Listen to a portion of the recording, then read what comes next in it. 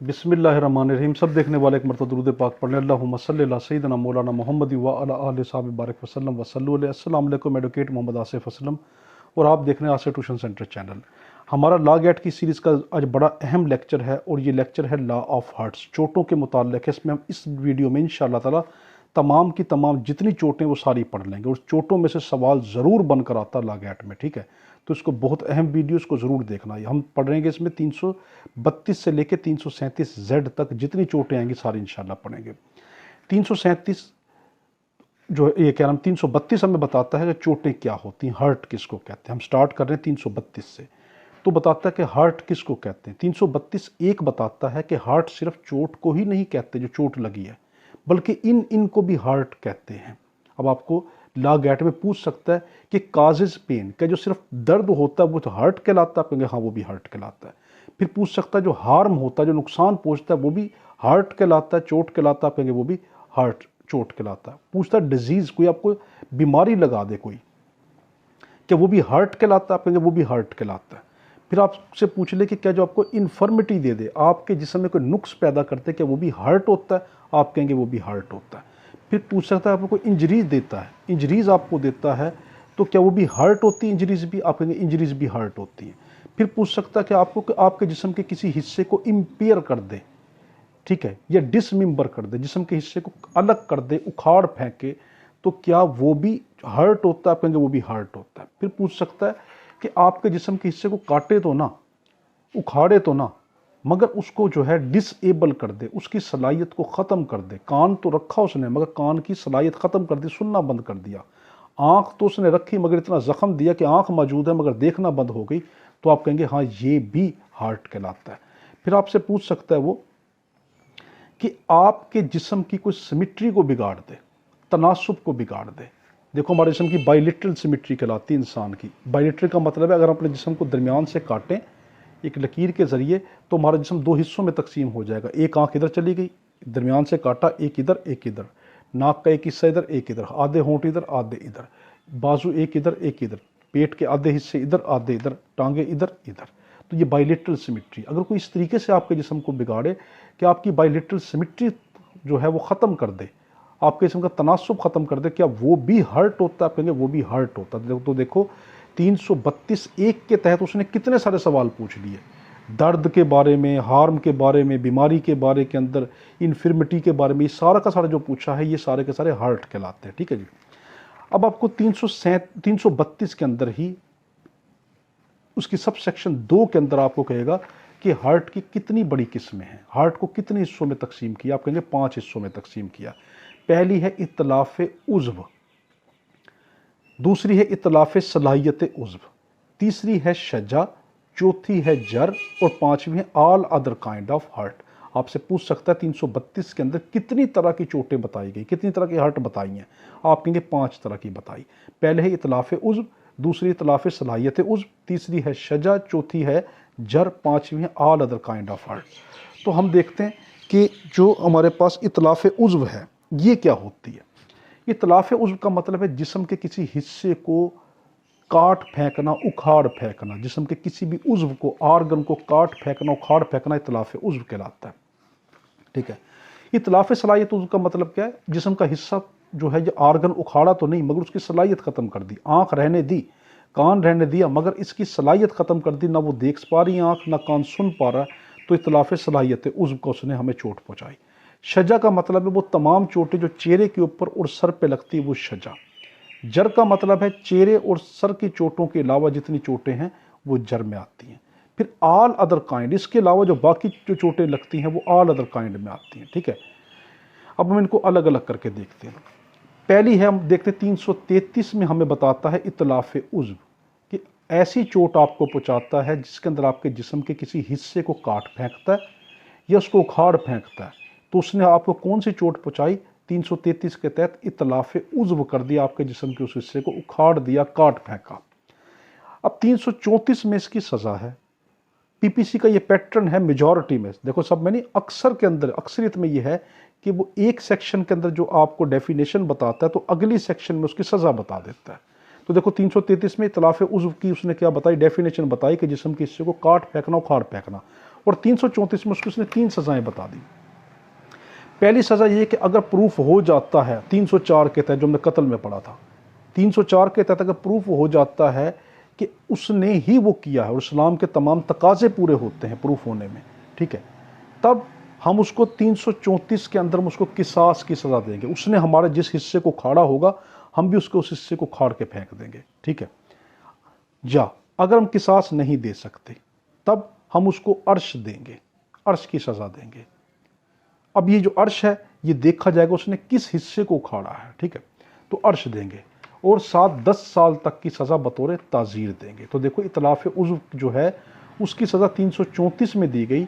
वो 34 में क्या कहा, या तो पहले किसास देंगे, किसास ना हुआ तो उसको हम क्या करेंगे, अर्श की सज़ा देंगे और 7-10 साल तक का उसको जो है बतौर ताज़ीर सज़ा देंगे। आगे है हमारे पास 335 में इतलाफ़ सलाहियत उज़्व। इसमें यह कहा कि उसने आर्गन तो नहीं काटा, जिस्म का हिस्सा तो खाड़ के नहीं फेंका, हिस्सा कायम रहने दिया मगर उसकी सलाहियत ख़त्म कर दी। कान पे इतना ज़ोर से मारा कि कान से सुनना बंद हो गया, आँख पे मारा, आँख ने देखना बंद हो गया, ठीक है। इसी तरीके से हाथ इतना ज़ोर से उसने मारा कि हाथ तो कायम है मगर वो मफलूज हो गया, वो उठ नहीं रहा, तो उसने इतलाफ़ सलाहियत उज़्व किया 335 के तहत। अब 336 में इसकी पुनिशमेंट है। याद रखना, इतलाफ़ उज़्व और इतलाफ़ सलाहियत उज़्व की एक जैसी सज़ाएं हैं। अपने जहन में बिठा लें, अगर पेपर में भूल जाएं कि इतलाफ़ उज़्व की सज़ा क्या है और इतलाफ़ सलाहियत उज़्व की सज़ा क्या है, तो दोनों की सज़ाएं एक जैसी हैं। इतलाफ़ उज़्व में और इतलाफ़ सलाहियत उज़्व में दोनों में या तो किसास पहले लिया जाएगा, अगर किसास नहीं लेते तो फिर अर्श लिया जाएगा और 7-10 साल तक की ताज़ीर की सज़ा दी जाएगी। तो देखो इतलाफ़ उज़्व और इतलाफ़ सलाहियत उज़्व में एक जैसी सज़ा है, या तो किसास नहीं तो अर्श, और साथ क्या है 10 साल तक की ताज़ीर की सज़ा है। तो इतलाफ़ उज़्व की सज़ा किस में बनती, 334 में, और इतलाफ़ सलाहियत उज़्व की सज़ा किस में बनती, 336 में।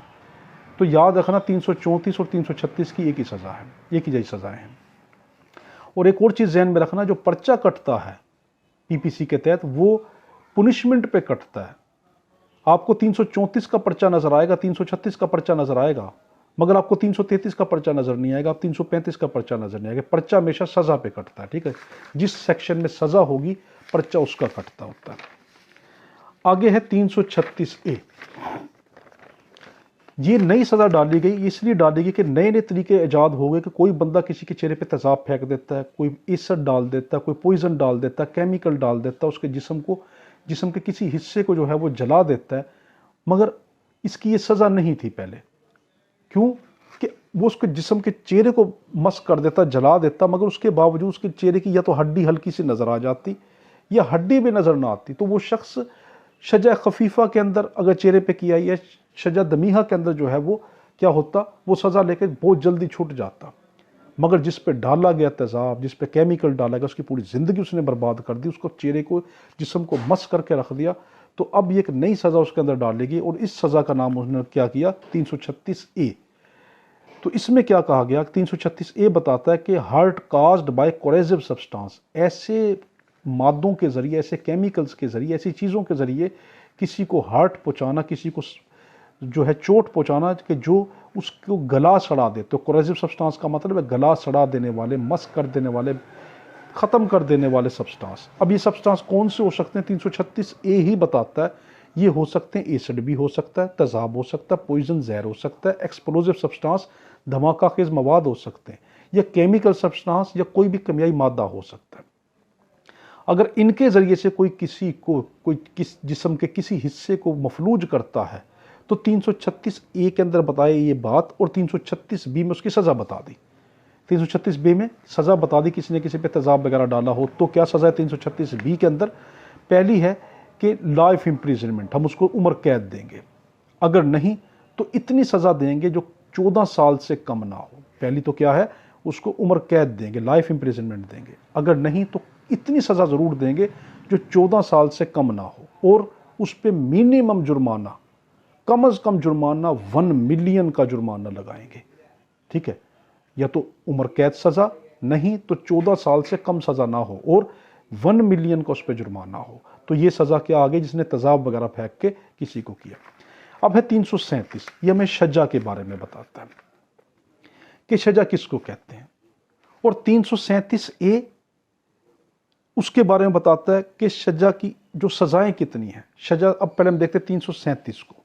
337 हमें बताता है कि सजा कहते हैं उन चोटों को जो चेहरे पे और सर पे लगती हो, वो सजा कहलाती हैं। वो चोटें जो चेहरे पे और सर पे लगती है सजा कहलाती हैं। अब इन सजा की 6 किस्में हैं। सजा की 6 किस्में हैं।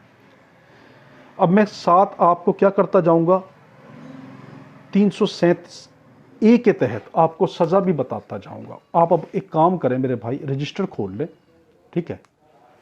जिस तरीके से मैं आपको लिखवा रहा हूं ना, ये आपको भूल लेगी फिर इंशाल्लाह नहीं, ठीक है। आप रजिस्टर खोल लें और आप उसमें लिखें 337(2), लिखें 337(2) लिखा। अब इसमें आप लिख रहे हैं काइंड्स ऑफ सजा, ठीक, काइंड ऑफ सजा लिखा। अब आपने पैरी लिखिए सजा खफीफा, ठीक है। सजा खफीफा के अंदर आप क्या लिखें, नो बोन एक्सपोज, हड्डी नजर नहीं आती। नंबर 2 लिखें मुदीहा, लिखा मुदीहा, खफीफा में लिखा नो बोन एक्सपोज। नंबर 2 लिखी मुदीहा, बोन एक्सपोज, हड्डी नजर आती है बट नो फ्रैक्चर, लेकिन टूटती नहीं, लिख लिया। मुदीहा में हड्डी नजर आती है मगर टूटती नहीं। तीसरी लिखो हशीमा, फ्रैक्चर ऑफ बोन, हड्डी टूट जाती है, नजर भी आती है और टूट भी जाती है मगर डिसलोकेट नहीं होती। हशीमा में डिसलोकेट नहीं होती, यानी कि वो हड्डी टूटकर अलग नहीं होती, जुड़ी रहती है मगर टूटी हुई होती है। हशीमा में अलग नहीं होती मगर टूट जाती है। फिर है मुनक्किला, चौथी सजा लिखो मुनक्किला, चौथी किस्म लिखो मुनक्किला। मुनक्किला में हड्डी डिसलोकेट हो जाती, फ्रैक्चर होती है और डिसलोकेट होती है, टूट भी जाती है, टूट के अलग भी हो जाती है मुनक्किला में। पांचवी किस्म लिखो अम्मा, सजा अम्मा, ठीक है। इसमें खोपड़ी के अंदर जख्म हो जाता, खोपड़ी टूट जाती है कि फ्रैक्चर हो जाती है, स्कल, जो स्कल है खोपड़ी वो फ्रैक्चर हो जाती है और जख्म जो है या हथियार जो है वो दिमाग की मेम्ब्रेन को टच करता है मगर उस झिल्ली को फाड़ता नहीं है। अम्मा में खोपड़ी टूटती है, हथियार या चोट दिमाग की झिल्ली को टच करता है, touch the membrane of brain but not rupture it, मगर इसको फाड़ता नहीं, अम्मा में सिर्फ टच करता है।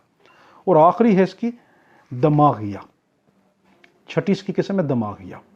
इसके अंदर आप क्या करेंगे कि दमागिया में क्या होता है कि स्कल्प टूटती है और जो झिल्ली थी वो फट जाती है, दमागिया में झिल्ली फट जाती है, ठीक है।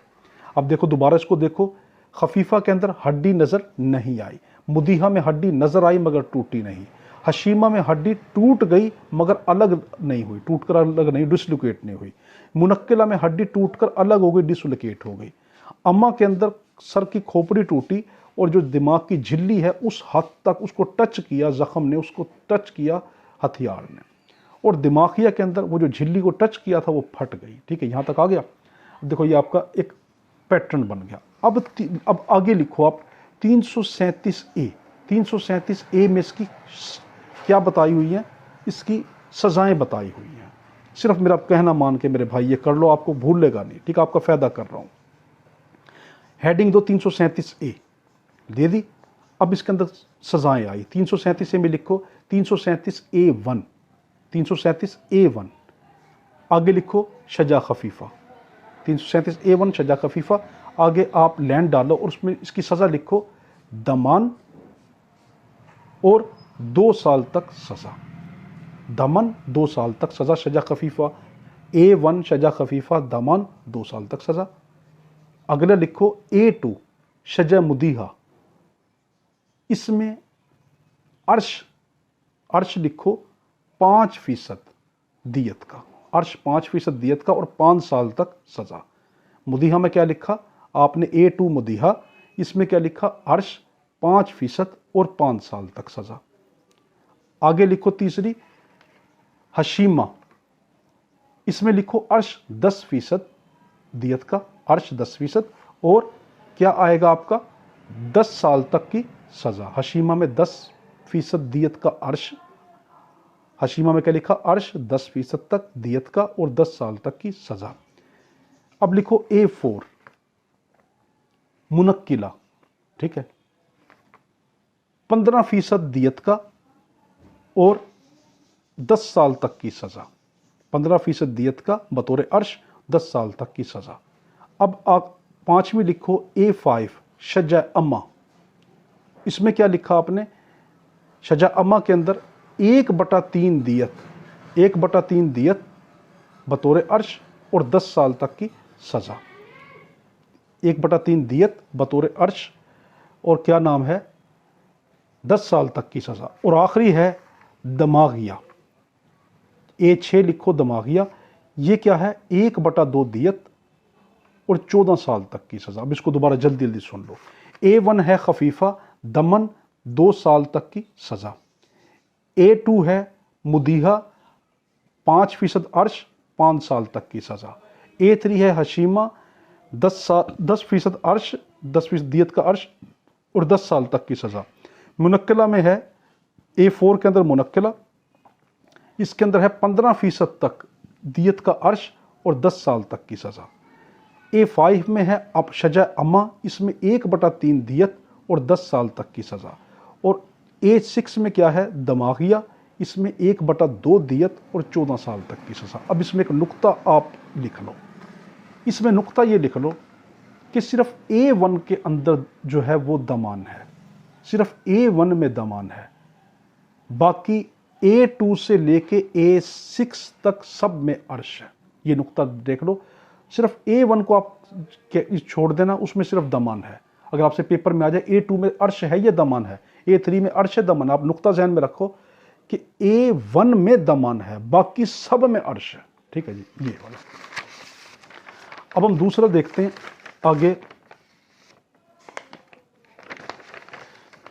337B जर, वो चोटें जो सर और जो हैं चेहरे के अलावा लगती हैं वो जर कहलाती हैं। वो चोटें जो चेहरे और सर के अलावा लगती हैं वो जर कहलाती हैं। ठीक है। Those injuries are those hurt which are caused other than face or skull, के जो खोपड़ी और जो चेहरे के अलावा जो लगती हैं उसको हम क्या कहते हैं? जर कहते हैं। अब 337B के अंदर जर के बारे में बताया। 337B2 हमें क्या बताता है कि इसकी 2 किस्में हैं, एक है जैफा, एक है गैर जैफा। 337B2 क्या बताता है? इसकी 2 किस्में बताता है, एक जैफा एक गैर जैफा। पहले हम पढ़ते हैं 337 के अंदर जैफा किसको कहते हैं। 337C में जैफा किसको कहते हैं? 337C में जैफा किसको कहते हैं? सी का लफ्ज़। ठीक है। इसका मतलब है कि एक्सटेंड टू बॉडी कैविटी, ऐसी चोट जो हमें जिस्म पे लगाई जाए जो हमारे जिस्म की बॉडी कैविटी तक पहुंच जाए। बॉडी कैविटी का मतलब क्या? हमारे जिस्म के अंदर हमारे अज़ा को प्रोटेक्ट करने के लिए, हिफाजत देने के लिए एक झिल्ली है, एक कैविटी है। ठीक है। वो जो कैविटी है वो है स्मूथ मसल्स की मिलके बनी हुई है। स्मूथ मसल्स हम फोरेंसिक साइंस में जाके पढ़ेंगे वो क्या है। वो इनवॉलंटरी मसल्स हैं, वो हमारे कंट्रोल में नहीं होते। ठीक है। जिस तरह ये हाथ में मेरे मसल्स है, ये स्केल्टन मसल है। हर वो मसल जो हड्डी से अटैच हो उसको स्केल्टन मसल कहेंगे। ये हमारे कंट्रोल में है। दिल और उससे रिलेटेड मसल, कार्डिक मसल है, ये हमारे कंट्रोल में नहीं है। इसी तरीके से जो बॉडी कैविटी के मसल है, ये स्मूथ मसल, ये भी हमारे कंट्रोल में नहीं है। सिंपल वर्डिंग में सिर्फ स्केल्टन मसल हमारे कंट्रोल में होते हैं, बाकी कोई मसल हमारे कंट्रोल में नहीं है। ठीक है। तो 337C क्या कहता है? जैफा। जैफा कहते हैं ऐसी चोट लगाना जो बॉडी कैविटी तक पहुंच जाए। मुझे किसी ने पेट के अंदर खंजर मारा और वो खंजर मेरे जिस्म की बॉडी कैविटी तक पहुंचा, यानी कि मेरे पेट की अंदरूनी झिल्ली तक पहुंचा, उसकी कैविटी तक पहुंचा। वो कैविटी जिसने मेरी आंतों को, मेरे फेफड़ों को, दिल को, इनको जो था वो उसके बाहर जो झिल्ली थी जिसने इनको प्रोटेक्ट किया हुआ था, उस झिल्ली तक वो पहुंचा, तो उसको हम कहते हैं जैफा। 337C क्या बताता है? जैफा के बारे में कि जो बॉडी कैविटी तक पहुंचता है। 337D किसके बारे में बताता है? ये बताता है इसकी सज़ाओं के बारे में।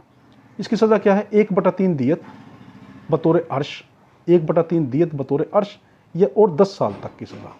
जैफा की सज़ा क्या है? 1/3 दियत बतौर अर्श और 10 साल तक की सज़ा। उसके बाद है हमारे पास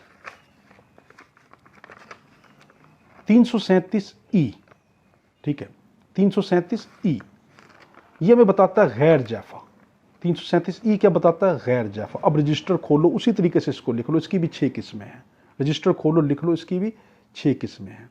337E के अंदर हमने क्या क्या लिखोगे? पहले लिखो, पहली किस्म दमिया, दामिया। ठीक है। पहली है दामिया। इसके अंदर स्किन रप्चर हो जाएगी, जिल्द फट जाएगी, ब्लीडिंग होगी, दमिया में स्किन फट जाएगी, स्किन रप्चर होगी, ब्लीडिंग होगी, मगर हड्डी नज़र नहीं आएगी, नो एक्सपोज ऑफ बोन होगा दमिया में। फिर है बादेहा, ठीक है, बादेहा दूसरी किस्म है, इसके अंदर भी हड्डी नज़र नहीं आएगी, नो एक्सपोज ऑफ बोन, मगर गोश्त कट जाएगा। वहाँ पे स्किन कटी थी, फटी थी, यहाँ पे इंसीज्ड वुंड होगा कि जो मसल है, हमारा गोश्त है, वो कट जाएगा, मगर हड्डी नज़र इसमें भी नहीं आई बदीहा में। तीसरी किस्म लिखो मुतलाहिम्मा, ठीक है, मुतलाहिम्मा के अंदर भी हड्डी नज़र नहीं आई। पहली तीनों में हड्डी नज़र नहीं आई, ना बदेहा में आई, ना दमीहा में आई, ना बदेहा के अंदर आई, ठीक है, ना मुतलाहिम्मा में, इन तीनों में हड्डी नज़र नहीं आई।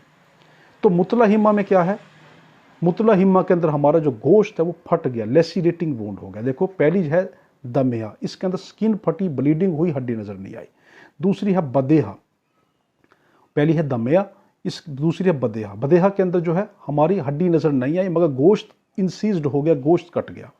मुतलाहिम्मा के अंदर क्या है, हड्डी नज़र नहीं आई, मगर लेसिरेटिंग हो गया, गोश्त चिथड़े हो गया, ठीक है। अब चौथी मुदीहा, उसी वाली, ये वही आखिरी जो तीन है, ये वही है जो हमने पीछे पढ़ी हैं A1 के अंदर, 337 A1 में जो पढ़ी थी मुदीहा। इसके अंदर बोन नज़र आई, मुदीहा में बोन नज़र आई, और क्या नाम है, फ्रैक्चर हो गई, एक्सपोज ऑफ बोन हुई, फ्रैक्चर होगी, मगर डिसलोकेट नहीं हुई। मुदीहा में डिसलोकेट, मुदीहा के अंदर क्या नाम है, बोन नज़र आई, ना तो फ्रैक्चर हुई ना डिसलोकेट हुई, सिर्फ बोन नज़र आई। मुदीहा में सिर्फ बोन नज़र आई, जिस तरह वहाँ पे सिर्फ बोन नज़र आई थी, यहाँ पे मुदीहा में बोन नज़र आई। हशीमा के अंदर यहाँ पे बोन नज़र आई और टूट गई, मगर डिसलोकेट नहीं हुई। हशीमा में बोन टूट गई, डिसलोकेट नहीं हुई। और मुनक्किला में, इसके अंदर ही मुनक्किला है, इसके अंदर जो बोन है वो डिसलोकेट हो गई, टूट गई, ठीक है। अब दोबारा इसको देखो, 337E को देखो, पहली है दमीहा, इसके अंदर स्किन फटी, ब्लीडिंग हुई दमीहा के अंदर, मगर बोन नज़र नहीं आई। इसकी दूसरी सज़ा है बदीहा, इसके अंदर बोन नज़र नहीं आई और गोश्त कटा, ऊपर वाली में स्किन कटी थी, इसमें गोश्त कटा, इसमें भी बोन नज़र नहीं आई। तीसरी है मुतलाहिम्मा, इसके अंदर भी बोन नज़र नहीं आई, मगर गोश्त फट गया, लेसिरेटिंग हो गया। मुदीहा के अंदर बोन नज़र आई, मगर बोन टूटी नहीं। हशीमा के अंदर बोन टूट गई, मगर अलग नहीं हुई। और मुनक्किला के अंदर बोन जो है टूटकर अलग हो गई, ठीक है, ये लिख लिया। अब इनकी सज़ाएं लिख लो। सज़ा है F के अंदर, ठीक है, 337 F में इसकी सज़ाएं हैं। F1, अब आप लिखो F1 दमीहा, इसकी सज़ा है, इन सब में दमन है। पहला तो बस ये लिख लो, पहला लिख लो, सब में दमन है। F1 से लेकर F6 तक सब में दमन, ये एक बात तो लिख लो। अब मैं लिखवाता हूँ सिर्फ इनकी सज़ाएं। पहला नुक्ता क्या लिखो, F1 से लेकर F6 तक सब में दमन है, ठीक है। अब लिखो F1 दमीहा, दमन तो आपने लिख लिया ना सबके अंदर।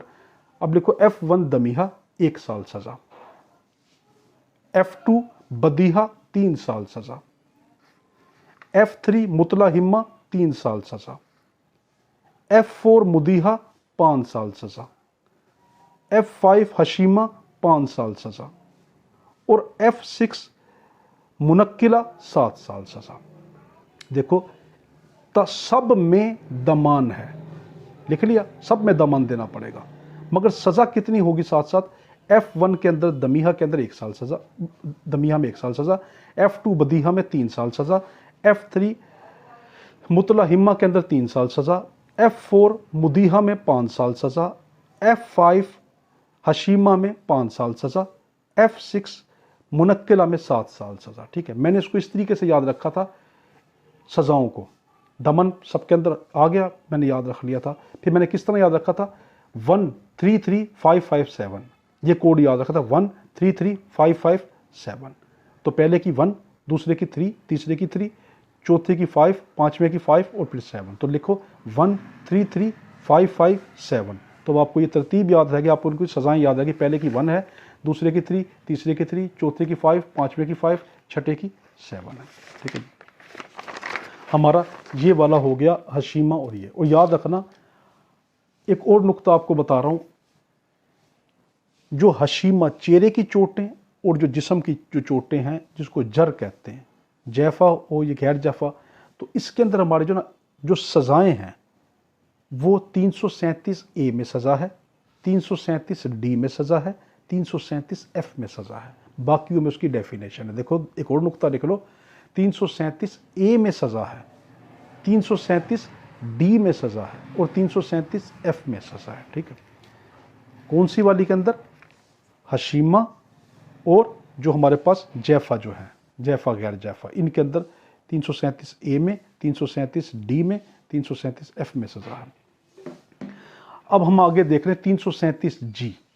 ठीक है, ये ऐसी चोट है जो कहता है कि जो रैश निगलिजेंट ड्राइविंग से लगती है। 337G, जल्दी जल्दी अब आप देखो, 337G किसको कहता है? वो कहता है रैश, तेज़ी वाली ड्राइविंग या निगलिजेंट ड्राइविंग, जो उसने लापरवाही से ड्राइविंग की थी। अगर ऐसी ड्राइविंग में कोई चोट लगी, बंदा नहीं मरा, ये हम चोटें पड़ रहे हैं, ठीक है, ये चोट, उसको चोट लगती है, तो हम क्या करेंगे? या तो अर्श देंगे या दमान देंगे। ये अर्श दमन क्या होगा? ये उस चोट के मुताबिक होगा कौन सी चोट आई है। ठीक है, ये तो अर्श या दमान या 5 साल तक सज़ा। ठीक है, अर्श दमान या 5 साल तक सज़ा 337G में, जो ड्राइविंग की वजह से चोट लगती है। अब अगली चोट है 337H1। 337H1 ये कहती है कि चोट लगी है मगर ड्राइविंग की वजह से नहीं लगी, बल्कि कोई रैश या निगलिजेंट एक्ट की वजह से लगी है। रैश या निगलिजेंट एक्ट की वजह से कोई चोट लगी, तो इसके अंदर क्या है? अर्श दमान। कौन सा अर्श और दमान होगा? चोट के मुताबिक अर्श दमान होगा और 3 साल तक की सजा। देखो 337H1 क्या कहता है? ड्राइविंग वाली चोट नहीं है, ड्राइविंग के अलावा कोई भी चोट लगी है जो रैश की वजह से, जल्दी की वजह से लग गई, ये निगलिजेंट कोई लापरवाही से कोई चोट लग गई जो ड्राइविंग की चोट नहीं है, तो उसके अंदर हम अर्श लेंगे, दमान लेंगे उस चोट के हिसाब से और 3 साल तक की सजा। आगे आप लिखें 337H2, रैश एक्ट है, कोई ऐसा एक्ट को जो जल्दी के अंदर किया गया जिसने इंसानी जिंदगी के ऊपर जो है वो उसको खतरा पैदा कर सके। कोई ऐसा अमल उसने किया जो इंसानी जिंदगी को खतरा पैदा कर सके। मिसाल के पटाखा ऐसा बजा दिया जिसको लोगों के दरमियान बजा दिया, इंसानी जिंदगी को खतरा हो सकता था। ठीक है, तो हम उसको क्या करेंगे? 3 महीने तक की सजा देंगे, या जुर्माना करेंगे या दोनों करेंगे। तो देखो 337H2 में क्या कहा? कोई ऐसा काम किया जिससे इंसानी जिंदगी को खतरा हो सकता था, इंडेंजर्ड लाइफ हो सकती थी, उसमें हम 3 महीने तक इसको सजा देंगे, या का लफ्ज़ और, या जुर्माना करेंगे या उसको क्या करेंगे? दोनों की सजा दे देंगे। अब आप लिखो 337I। 337I का मतलब है हर्ट बाय मिस्टेक। अगर 337I के तहत किसी ने किसी को गलती से कोई चोट पहुंचा दी, इरादा नहीं था, अचानक उसको चोट पहुंचा दी, अब वो क्या करेगा? अर्श देगा या दमन देगा चोट के मुताबिक। अगर अर्श वाली चोट है तो अर्श देगा, दमन वाली चोट है तो दमन देगा। 337I में 337I क्या? गलती से किसी को चोट पहुंचा देना, तो अगर अर्श वाली चोट है तो अर्श देगा, दमन वाली चोट है तो दमन देगा। 337J, किसी को जहर के जरिए या किसी ड्रग के जरिए या किसी पॉइजन के जरिए, किसी के जरिए अगर उसने कोई चोट पहुंचाई, 337J में किसी ने जहर के जरिए या किसी दवाई के जरिए, ड्रग के जरिए किसी को कोई चोट पहुंचाई, तो उसको चोट के मुताबिक अर्श वाली चोट है तो अर्श देंगे, दमन वाली चोट है तो दमन देंगे, प्लस मगर इजाफी तौर पर 10 साल तक उसको सजा भी देंगे, क्योंकि उसने किसी को जहर दिया था, वो बंदा मरता मरता बचा है। तो 337J क्या होता है? जहर वाली चोट या कोई ड्रग वाली चोट, उसमें अर्श होगा, दमन होगा, मगर 7-10 साल तक की सजा भी होगी। 337K, 337 क्या कहता है कि अगर किसी ने एक्सटॉर्ट किया, ठीक है, या कन्फेस किया किसी शख्स को, ठीक है, मजबूर किया कि तुम ये इकबाल जुर्म करो, यानी 337 क्या कहता है? ये किसी शख्स की प्रॉपर्टी को छीनने की कोशिश करना, या किसी शख्स की वैल्यूएबल सिक्योरिटी को लेने की कोशिश करना, या किसी शख्स से कोई इंफॉर्मेशन उगलवाना, कोई अहम इंफॉर्मेशन उगलवाने के लिए उस पर तशद्दुद करना, उसको चोट पहुंचाना। ठीक है, कोई इंफॉर्मेशन लेने के लिए, उसकी जदाद लेने के लिए, उसका चेक लेने के लिए, उसके डॉक्यूमेंट लेने के लिए, उसके ऊपर किसी भी तरीके का तशद्दुद करके इंफॉर्मेशन लेने के लिए जब चोट पहुंचाते हैं, वो 337K की चोटें होती हैं। उसके अंदर बड़ा अहम नुक्ता है कि ये ऐसी चोट है इसमें हम किसास लेते हैं। ठीक है, इसमें किसास लेते हैं अगर ऐसी चोट पहुंचाए। अगर किसास लागू नहीं होगा तो अगर अर्श है तो अर्श वाली चोट लेंगे, अगर दमन है तो उससे दमन वसूल करेंगे, मगर इसमें भी 10 साल तक की इजाफी सज़ा देंगे।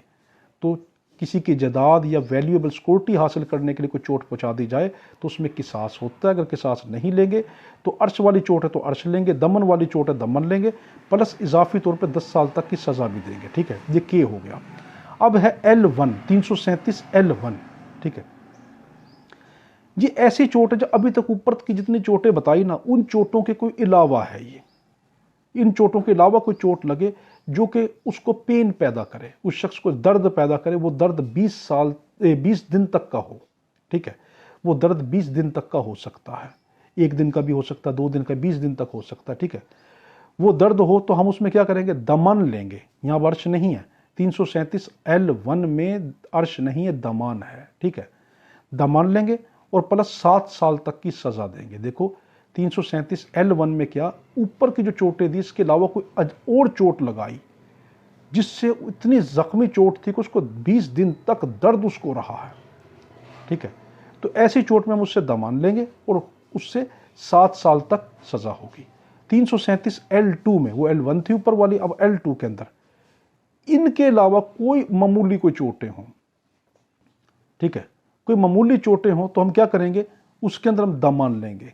जिस तरह कोई किसी शख्स के कोई फॉर एग्जांपल दांत का ये वाला नोक तोड़ दी, या ये दांत खुद टूटने ही वाला था और उसका वो दांत तोड़ दिया, टूटने ही वाला था खुद तोड़ दिया, टूट गया, तो अब क्या होगा, 337 L2 है। ठीक है, इसके अंदर हम क्या करेंगे, दमान लेंगे या 2 साल, या है, ठीक है, और का लफ्ज़ है यहाँ पे, या 2 साल तक उसको सज़ा होगी, या दमान भी ले लेंगे और 2 साल तक की सज़ा भी दे देंगे। तो ये L1 और L2 कंप्लीट हो गया। ठीक है, अब है 337M। 337M हमें ये बताता है उसी तरीके से जिसमें हमने 306 पढ़ा था कि जिसमें कत्ल जो था वो उसका किसास नहीं लिया जा सकता था, लाइएबल किसास नहीं था कत्ल के अंदर, कत्ल नॉट लाइएबल टू किसास था। यहाँ पर हम 337M में पढ़ रहे हैं कि जो हर्ट है नॉट लाइएबल टू किसास, ऐसी कौन कौन सी चोटें, 337M हमें बताता है कौन कौन सी चोटें हैं जिनके अंदर हम किसास लाइएबल नहीं होता। ठीक है, हम उसको इतलाक नहीं कर सकते, लाइएबल नहीं हो सकता। तो 337M ए कहता है, वो कहता है कि अगर तो किसी शख्स ने चोट पहुंचाई, वो माइनर था, नाबालिग था या इंसान था, पागल था, अगर ऐसे शख्स ने उसको चोट पहुंचा दी, तब अगर तो हम उससे फिर किसास नहीं लेंगे, फिर हम क्या लेंगे, अगर अर्श वाली चोट है तो अर्श ले लेंगे और साथ उसको ताज़ीर की सज़ा देनी हो चोट के मुताबिक तो ताज़ीर की कोई सज़ा सुना देंगे। ठीक है, अगर कोई पागल था, 337M ए के तहत कोई पागल था या नाबालिग था, अगर उसने किसी को चोट पहुंचाई, तब हम ऐसी चोट के अंदर हम उससे किसास नहीं लेंगे, उसको भी चोट नहीं पहुंचाएंगे, बल्कि हम अगर अर्श वाली चोट थी तो अर्श साथ ले लेंगे और साथ ताज़ीर की कोई सज़ा बनती है, उसको जो कैद देनी हो ताज़ीर के तौर पर, वो भी दे देंगे चोट के मुताबिक। अब है 337MB, वो ये बताती है कि अगर जिसको चोट लगी है उसी ने कोई ऐसा वाकया क्रिएट किया था, उसके कोई क्या नाम है, उसके वाकये की वजह से, इंसिडेंट की वजह से कोई चोट लगी, उसकी वजह से कोई चोट लगी है। 337MB क्या बताती है कि जिसको चोट लगी है वो चोट इस वजह से लगी कि उसने भी कोई ऐसी हरकत की थी कि जिसकी वजह से उसको चोट क्रिएट उसको हुई, तो उसने दूसरे ने उसको मारी, तब ऐसी कंडीशन के अंदर हम उसकी क्या करेंगे, ताज़ीर की उसको सज़ा देंगे। कौन सी सज़ा देंगे, ताज़ीर की सज़ा। तो 337MB का बताता है कि जिसको चोट लगी है उसकी हरकतों की वजह से लगी है, या उसने कोई ऐसा वाक़या क्रिएट किया था जिसकी वजह से दूसरे ने उसको चोट मारी, तब इस चोट में हम उसको, जिसने चोट मारी उसको ताज़ीर की सज़ा देंगे। 337MC में अगर किसी ने, बड़ा अहम है, 337MC बड़ा अहम है, उसके अंदर किसी ने किसी का इतलाफ उज़्व किया, जिस्म का कोई हिस्सा उखाड़ दिया, काट दिया, मगर वो हिस्सा ऐसा था जो खुद ही पहले से मफलूज था।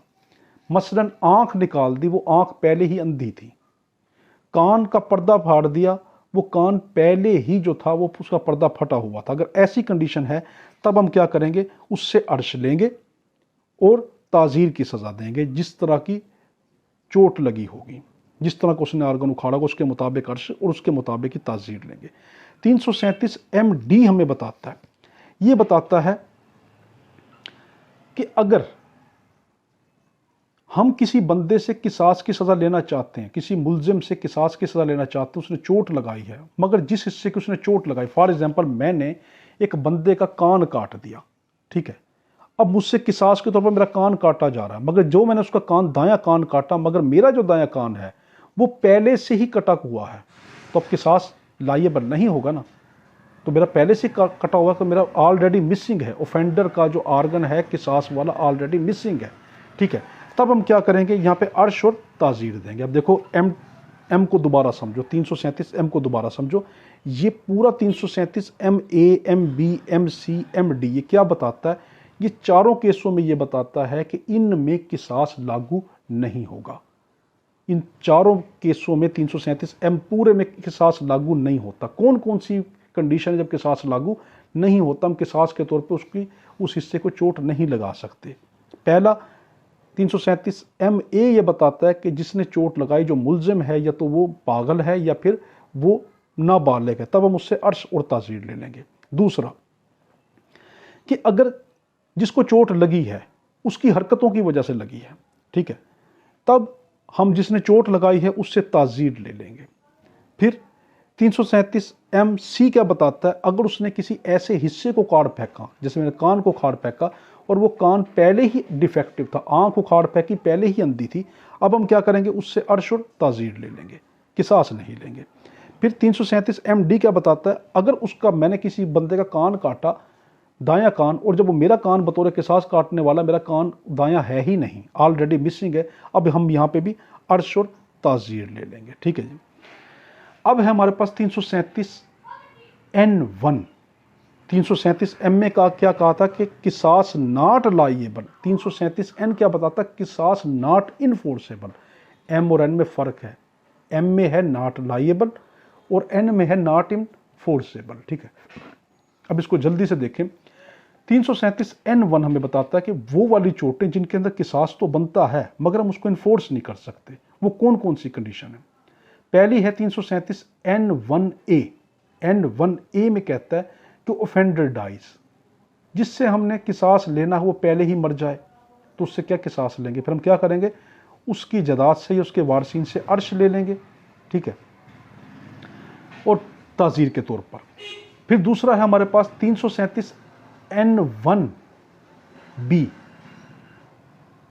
N1B क्या बताता है कि आर्गन लॉस्ट बिफोर किसास, उसका आर्गन तो था, जिस कान की उसने एक बंदे का, फॉर एग्जाम्पल मैंने कि बंदे का कान जो है वो काट दिया, ठीक है, मेरा कान सलामत है, दायां मैंने कान उसका काटा मगर मेरा दायां कान सलामत है, मगर किसास लेने की डेट रखी गई आज से 1 महीने की बाद, और मेरा महीने से पहले पहले किसी और ने कान काट दिया, या मेरा कान कट के किसी मशीन में आ गया, वो कट गया, अब यहाँ पर मेरा कान ही कट गया, तो मुझसे किसास क्या लेंगे, ठीक है।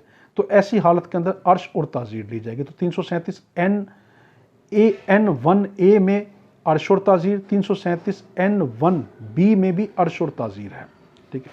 ऑफेंडर मर जाए तब भी अर्श और ताज़ीर, अगर उसका कान जो उसका जो आर्गन है वो किसास लेने से पहले जो मिसिंग हो जाए, लॉस्ट हो जाए, कट फिट जाए, तब भी अर्श और ताज़ीर। तीसरा 337 N1C में हमें कहता है कि हम तब भी किसास इन्फोर्सेबल नहीं कर सकते कि अगर जो मुल्जिम है या उसके वारसीन सुलह कर लें या माफ़ कर दें, तब भी हम उससे इन्फोर्सेबल नहीं कर सकते, ठीक है। अब यहाँ पे एक बात वो कहता है, अब देखो इसके अंदर क्या कहता है वो कि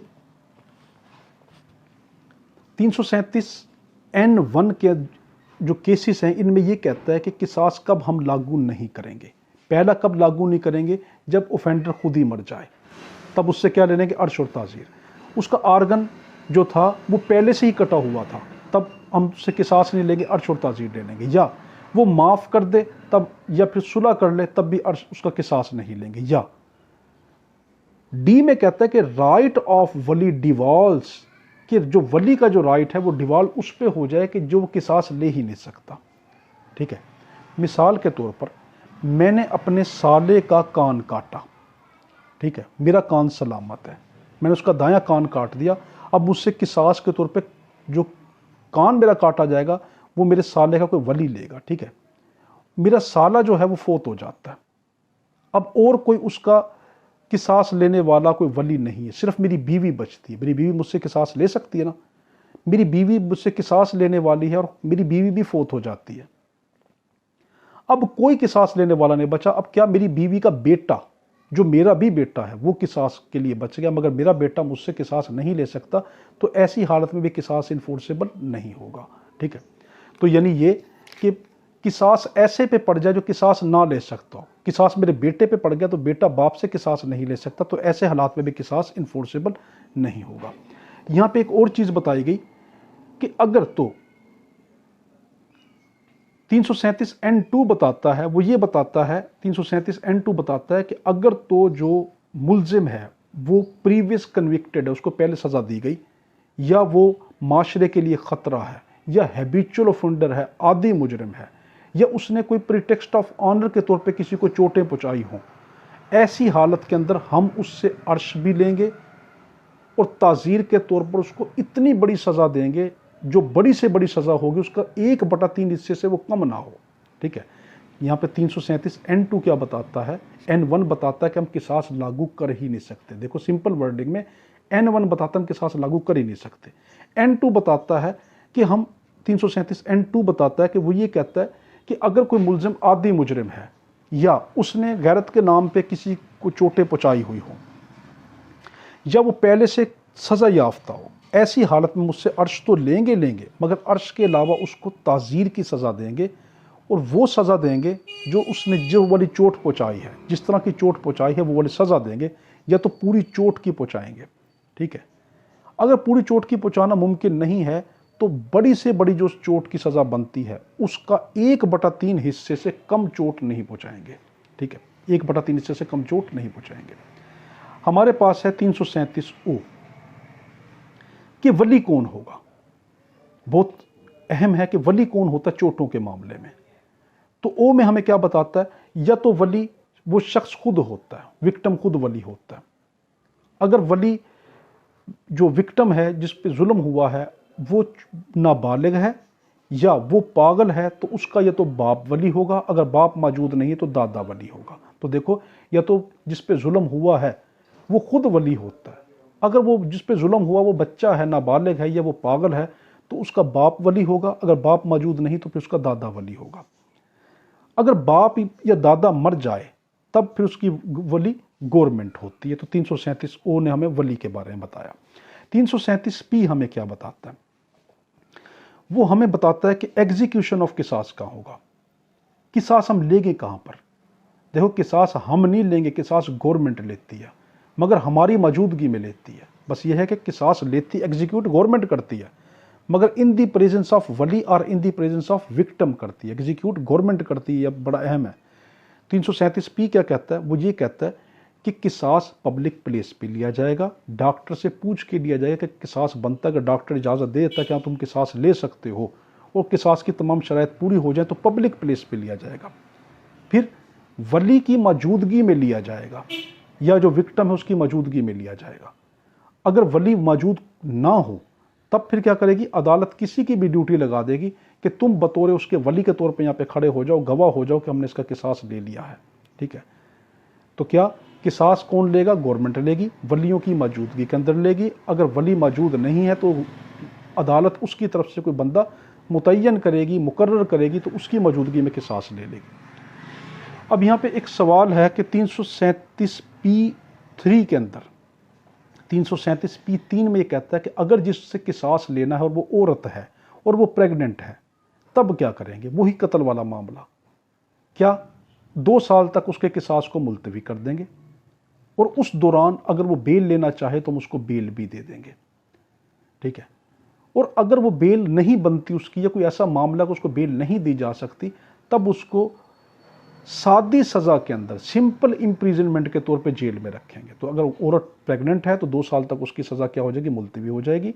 उस दौरान उसको बेल भी दी जा सकती है। अगर बेल मुमकिन नहीं है तब हम क्या करेंगे, तो उसको सिंपल इम्प्रिजनमेंट देंगे। अब है 337Q, वो ये कहता है कि अगर जिस्म का कोई ऐसा हिस्सा काट दिया जो पूरे जिस्म में एक ही है, जैसे नाक एक ही है, ठीक है, ये अगर नाक काट दिया, अब क्या होगा, तो उसकी पूरी दियत उसको अदा करनी पड़ेगी, ठीक है। जिस्म का कोई ऐसा हिस्सा जो एक ही है और उसने वो काट दिया, तो क्या होगा, उस शख्स को 337 क्यू के तहत पूरी दियत देनी पड़ेगी। तो 337 क्यू क्या कहता है, अर्श फॉर सिंगल आर्गन, अगर किसी शख्स ने एक अकेला आर्गन था वो काटा, उसकी पूरी की पूरी उसको दियत देनी पड़ेगी।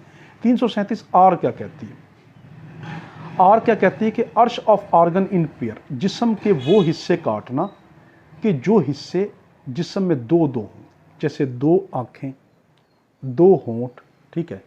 अगर ये वाले हिस्से काटते, दो हाथ, ठीक है, अगर ये वाले हिस्से काटता है तब क्या करेंगे, अगर उस शख्स ने उन दो में से कोई एक काट दिया, मेरी एक आंख निकाल दी, एक रहने दी, अब आधी दियत उससे वसूल की जाएगी। तो अगर उसने दोनों की दोनों आंखें निकाल दी, पूरी दियत ली जाएगी। तो 337 आर क्या कहता है कि जिस्म के उन हिस्सों की क्या अर्श बनती है कि जो हिस्से जिस्म के अंदर दो दो हों, अगर उसने उन दो में से एक हिस्से को काटा है तो हम उससे आधी दियत लेंगे बतौर अर्श, और अगर उसने जिस्म के दोनों हिस्से ही काट दिए हैं तब उसको पूरी दियत लेंगे बतौर अर्श। देखो ऊपर 337 क्यू में जो उसने हमने फुल दियत ली है ना, ये जहाँ पे तमाम चोटों में एक याद रख लेना, जब भी मैं दियत का लफ्ज़ कह रहा हूँ तो उसका मकसद है कि हम ले अर्श रहे हैं, ठीक है, बतौर अर्श ले रहे हैं, दियत ले रहे हैं बतौर अर्श। तो अर्श होती है 337 एस ये बताती है कि अगर उसने जिस्म के वो हिस्से काटे कि जो जिस्म में चार चार हैं, तो उनमें से हम क्या करेंगे, जैसे ये पपोटे, दो ये चार हैं, ठीक है। अगर उसने इनको काटा तब हम क्या करेंगे, अगर उसने उन चार में से एक को काटा तो हम 1/4 दियत लेंगे बतौर अर्श। चार हिस्सों में से एक काटा, तीन रहने दिए, तो 1/4 दियत लेंगे बतौर अर्श। अगर दो काट दिए तो आधी दियत लेंगे बतौर अर्श।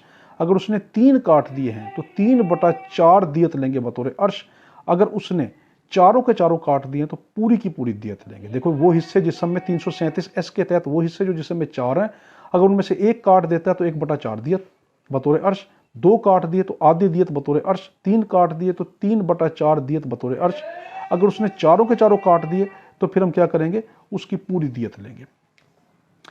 जो आगे है कि 337 टी, ठीक है, अगर वो उंगलियों में से काटता है, पांव या हाथों की उंगलियों में से काटता है, 337 टी उंगलियों के बारे में बताती है, ठीक है, तब कौन सी अर्श बनेगी।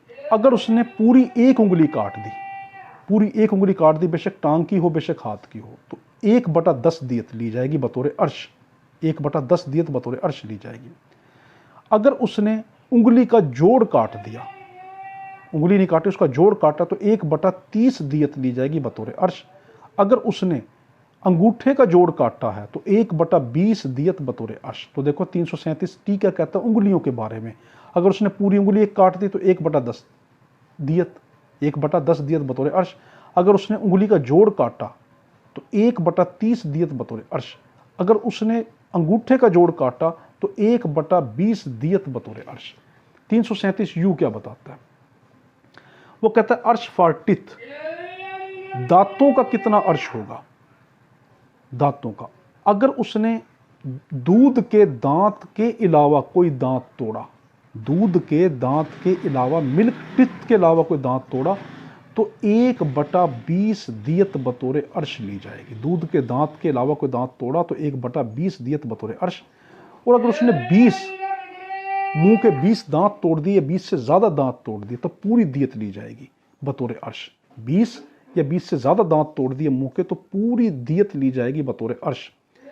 अगर उसने दूध का दांत तोड़ दिया तब हम अर्श नहीं लेंगे बल्कि उससे दमान लेंगे और उसको 1 साल तक सजा भी दे सकते हैं। तो देखो अगर किसी शख्स ने किसी का दूध के दांत के अलावा कोई दांत तोड़ा तो 1/20 दियत बतौर अर्श। और अगर उसने 20 दांत तोड़ दिए, ज्यादा दांत तोड़ दिए, तो पूरी दियत बतौर अर्श। अगर उसने दूध का कोई एक दांत तोड़ दिया तो उसको दमान लेंगे, अर्श नहीं लेंगे, ठीक है, और 1 साल तक उसको सजा भी दे सकते हैं। हाँ, अगर उसने ऐसा दांत तोड़ा, ठीक है, कि जिसके उस दांत को दूध का दांत उगने नहीं दे रहा, ऐसा दांत तोड़ा कि जो if milk teeth impeded the growth of new teeth, अगर दूध का दांत नए दांत को उगने नहीं देता, ऐसा को दूध का दांत तोड़ दिया, तब क्या होगा, तो उससे 1/20 दियत ही लेंगे बतौर अर्श के तौर पर। वरना अगर ऐसा मिल्क वाला जो दांत होता है उसमें दमान होती है और 1 साल तक सजा होती है। मगर ऐसा दूध का दांत तोड़ा जिसने कोई ऐसा दांत था कि वो दूध का दांत गिर ही नहीं रहा, या गिर गया है तो उसने नए दांत को उगने ही नहीं दिया, ठीक है, उसको इंपीड कर दिया, तब 1/20 दियत ली जाएगी। अब है 337V, वो कहता है कि अर्श फॉर हेयर, बालों का क्या अर्श होगा। 337V क्या बताता है कि बालों का अर्श क्या होगा। वो कहता है अगर जिस्म के, चेहरे के, सर के, भवों के, पलकों के, मूछों के, दाढ़ी के, जिस्म के तमाम बाल किसी ने उखेड़ दिए, उखेड़ दिए जड़ से, काटे नहीं, ये नहीं कि ब्लेड फेरा, नहीं, उखेड़ दिए, तब पूरी दियत उससे ली जाएगी, ठीक है। और उसको 3 साल तक सजा भी दी जा सकती है, पूरी दियत और 3 साल तक सजा भी। अगर वो कहता है कि एक आई ब्रो के बाल वो उखेड़ देता है तो आधी दियत ली जाएगी, ठीक है। अगर एक आई लैश की, ये आई लैश, ये पलकें, अगर ये वो उखेड़ देता है तो 1/4 दियत ली जाएगी। देखो कि पूरे जिस्म के बाल उखेड़ दिए तो पूरी दियत, और 3 साल तक सजा भी दी जा सकती है। अगर एक आई ब्रो, ये भवों, एक आई ब्रो को उसने बाल उखेड़ दिए, जड़ से उखेड़ दिए, ठीक है, तो उससे आधी दियत ली जाएगी। अगर उसने एक आई लैश के, इस ये पलक के जो आई लैश है इसके अगर एक पलक के सारे बाल उखेड़ दिए तो 1/4 दियत ली जाएगी। अगर उसने ऐसा किया कि if hair forcibly removed any part other than one, ऊपर जो हमने अभी बयान किया गया उसके अलावा किसी जिस्म के किसी और हिस्से के जबरदस्ती बाल उसने उखेड़ लिए, ठीक है, बगलों के बाल उसने जबरदस्ती उखेड़ लिए, तब अब क्या होगा कि उसको हम दमन लेंगे, अर्श नहीं लेंगे, क्या लेंगे, दमन लेंगे, और क्या 1 साल तक उसको सजा देंगे, दमन लेंगे और 1 साल तक सजा भी देंगे। यहाँ पे एंड का लफ्ज है, ठीक है। तो आगे हमारे पास 337W, ये बताता है कि मर्ज ऑफ अर्श, अर्श किस तरीके से एक दूसरे में मिक्स हो जाता है, मर्ज हो जाता है, जमा हो जाता है। उसने कहा अगर एक जिस्म के हिस्से पे चोट लगाई तो उसकी एक अर्श, अगर दूसरे हिस्से पे चोट लगाई तो दूसरी अर्श, ठीक है। उसने ये कहा कि अगर उसने एक हिस्से पे चोट लगाई, मिसाल के तौर पे उसने मुझे यहां पे चोट लगाई, ठीक है, और उसके साथ करीब, इतनी करीब चोट लगा दी कि ये दोनों जख्म इतने करीब हैं कि फट के आपस में एक बन गए, तो पहले तो इस हिस्से की अलग अर्श बनती थी फॉर एग्जाम्पल, और इस हिस्से की अलग अर्श बनती थी, मगर ये दोनों जख्म इतने करीब थे कि आपस में मिल गए, तो अब इन दोनों की अलग अलग अर्श नहीं रही बल्कि एक अर्श ली जाएगी, ठीक है। अगर जख्म अलग अलग हैं तो अलग अलग अर्श, अगर जख्म सारे के सारे मिल जाते हैं, ठीक है, तो फिर उनकी अर्श एक बनेगी, अलग अलग अर्श नहीं बनेगी। अगर जख्म मर्ज हो जाते हैं, वोंड जो है वो मर्ज हो जाते हैं एक दूसरे में, तो उनकी एक अर्श बनेगी।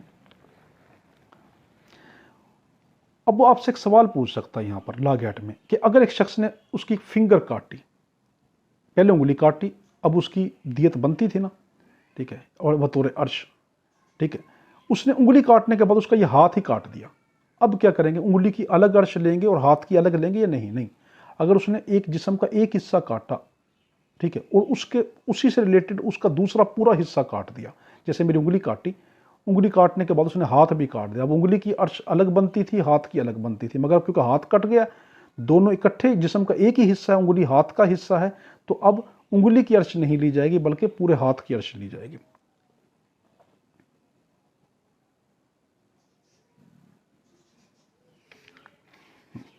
एक और सवाल पूछ सकता है, अगर उसने किसी को जख्मी किया, ठीक है, हर्ट किया, हर्ट करने के बाद उसको जख्म लगाए और जख्म के बाद उसको कत्ल कर दिया, पहले जख्म लगाए, जख्म के अंदर अर्शें बनती थी ना, उसने जख्म देने के बाद उसको कत्ल कर दिया, अब क्या करेंगे, अर्श अलग लेंगे और दियत अलग लेंगे? नहीं, अब अर्श नहीं लेंगे, अब दियत लेंगे, ये सवाल बनता है।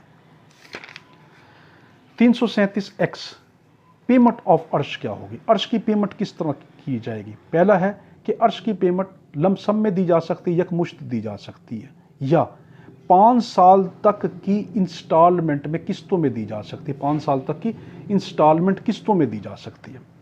और अगर उसने ये 5 साल तक की किस्तें उसने ये न तो यकमुश्त दे रहा, ना 5 साल की किस्तों में दे रहा, तब हम उसको सादी सज़ा के तौर के ऊपर जेल में बंद कर देंगे। हाँ, उसको ज़मानत के तौर पे छोड़ सकते हैं अगर वो उतनी ही मिकदार जो उसने अर्श देनी है वो जमा करा दे अदालत में, बतौर सिक्योरिटी में उसको आज़ाद कर सकते हैं जेल के उसके ऊपर, बेल के ऊपर। या हम उसको पैरोल के ऊपर भी लेके आ सकते हैं। पैरोल का अलग जब लेक्चर आएगा उसमें आपको समझ आ जाएगी। अगर वो शख्स अर्श देने से पहले मर जाता है तो हम क्या करेंगे, उसकी जायदाद से अर्श वसूल करेंगे। देखो, अर्श यकमुश्त भी दी जा सकती है, 5 साल तक की किस्तों में भी दी जा सकती है। जिस दिन आखिरी फैसला हुआ था उससे लेके 5 साल तक की किस्तों में दी जा सकती है। अगर वो शख्स अर्श नहीं देता, उसको जेल में सादी सज़ा, सिंपल इम्प्रिजनमेंट के तौर पर उसको सज़ा देंगे। फिर उसको ज़मानत के तौर के ऊपर हम रिहा भी कर सकते हैं अगर जितनी उसने अर्श देनी थी उतनी मिकदार वो अदालत में बतौर सिक्योरिटी जमा करा दे, या उसको पैरोल पे भी छोड़ा जा सकता है। अगर वो शख्स मर जाता है अर्श से पहले, तब हम क्या करेंगे, उसके अंदर उसको उसकी जायदाद से वसूल करेंगे। 337 वाई है, ये वैल्यू ऑफ दमन को बयान करता है। ठीक है, वो कहता है कि वैल्यू ऑफ दमन क्या होती है। देखो, अर्श फिक्स होती है, याद रखना, अर्श फिक्स होती है, हमने पहले बताया था उसमें।